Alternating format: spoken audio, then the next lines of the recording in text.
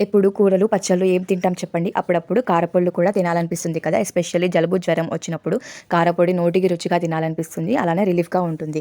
దీనికోసం 50 గ్రాముల ఎండుమిర్చి, ఇంకా ఒక స్పూన్ శనగపప్పు, మినపప్పు, ధనియాలు, జీలకర్ర తీసుకోవాలి. ఇంకా పావు స్పూన్ మిరియాలు తీసుకోవాలి. చిన్న నిమ్మకాయ సైజంతా చింతపండు తీసుకోవాలి.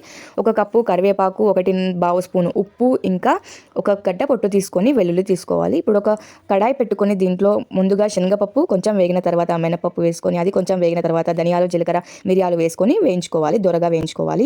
ఇప్పుడు ఒక కడాయి తీసుకొని దీంట్లో ఒక 2-3 స్పూన్ల నూనె వేసేసి, ఇందాక తీసుకొని ఎండుమిర్చి వేసి, ఇంకా కరివేపాకు కూడా వేసుకొని వేయించుకున్న తర్వాత దీంట్లో ఈ చింతపండుని ఇలా నలుపుకొని వేసుకోవాలి. లేకపోతే కారపొడి ముద్దగా వస్తుంది. వేయించుకున్న తర్వాత ఇలా మిక్సీ జార్ తీసుకొని ముందుగా వేయించుకున్న పప్పులన్నిటిని వేసి గ్రైండ్ చేసుకోవాలి. అలా గ్రైండ్ చేసుకున్న తర్వాత వేయించుకున్న ఎండుమిర్చిని, కరివేపాకుని, ఇంకా 1 స్పూన్ ఉప్పుని కూడా వేసేసి మొత్తం గ్రైండ్ చేసుకోవాలి. ఇప్పుడు వెల్లిపాయలని కూడా వేసేసి గ్రైండ్ చేసుకుంటే కారపొడి రెడీ అయిపోతుంది. వేడి అన్నంలో నెయ్యి వేసుకొని తింటే ఉంటుంది. ఆహా!